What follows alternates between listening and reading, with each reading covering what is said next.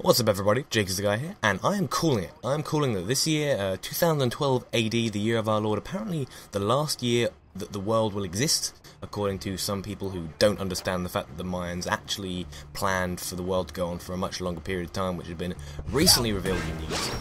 This year will be fantastic for films, and a fact about me not many people know is I really enjoy the cinema. The whole experience of it is probably just the most enjoyable thing one can do, and so if you want to be an awesome person, then take me to the cinema and I will pay you back with all kinds of gratitude and thankfulness and become awesome buddies and friends with you, and I will buy you popcorn and things.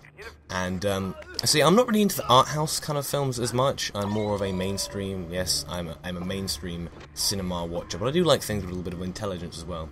So what I thought I'd do is I'd compile a sort of list of the films I'm really looking forward to this year. It's going to be a top 5 because, you know, it's all about rankings. Everything has to be in some sort of order. But there is so many good films coming out this year, more than I could list in this 7 minutes. Just a quick word on the gameplay. It is some Splinter Cell Conviction Deniable Operations.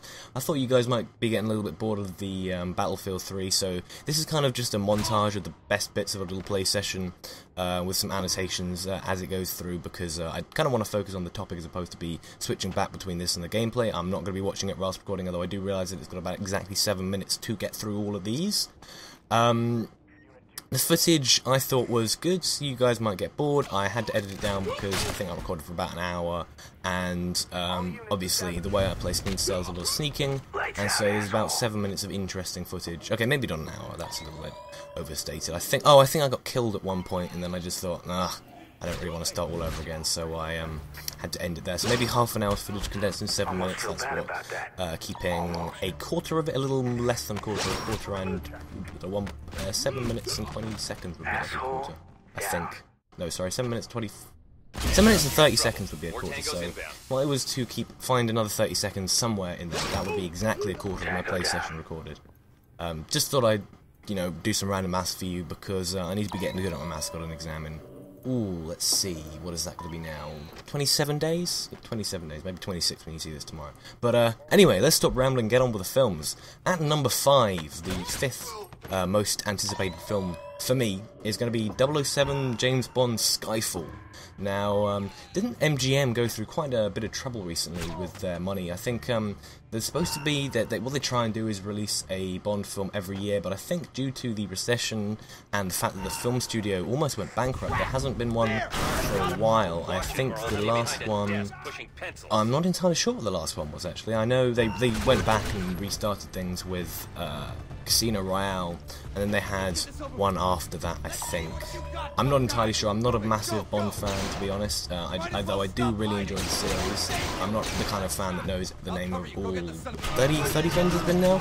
I like the books are good, but the films are also fantastic and classic, although I'm not that big of a fan to remember every single title and name.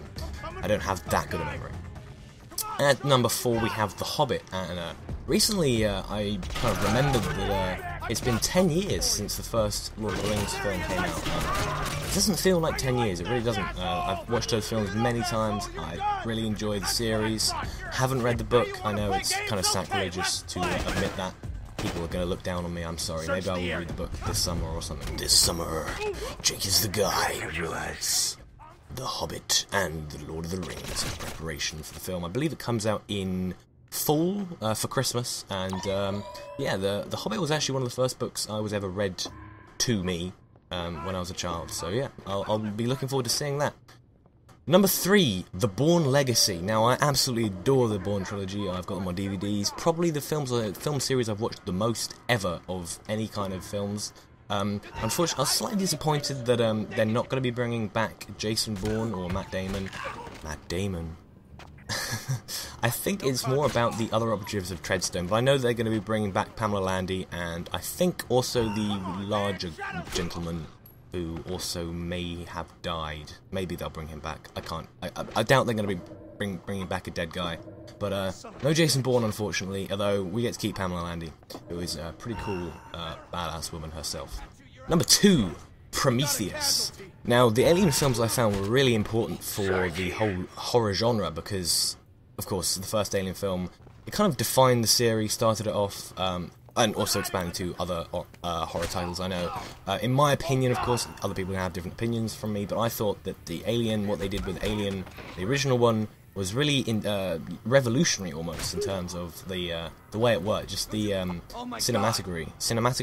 cinematography, sorry, of how they set up shots and how it worked. It was really revolutionary. I believe I've said that twice now. So, emphasizing the point. There we go.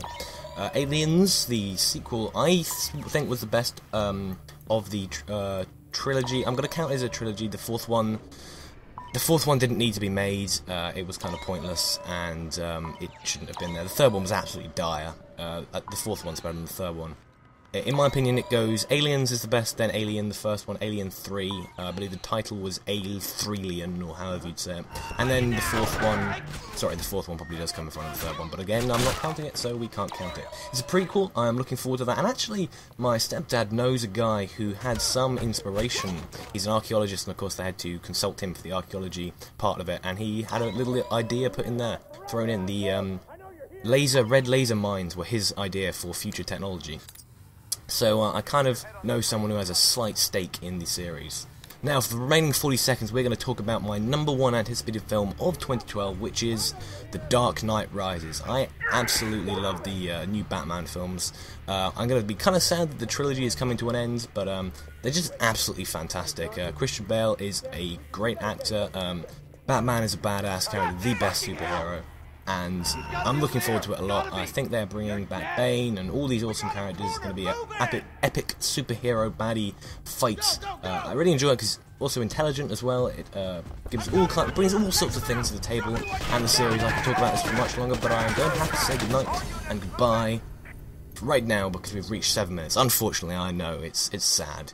I'm going to have to disappear for a little while. But if you'd like me to talk more about films and I realise I'm overrunning, then maybe leave in the comments, tell me what your top anticipated films are. I mean, I didn't even talk about The Expendables 2 or Men in Black 3, which are also coming out. So yeah, what are you looking forward to? And sorry for the 20 seconds of extra black.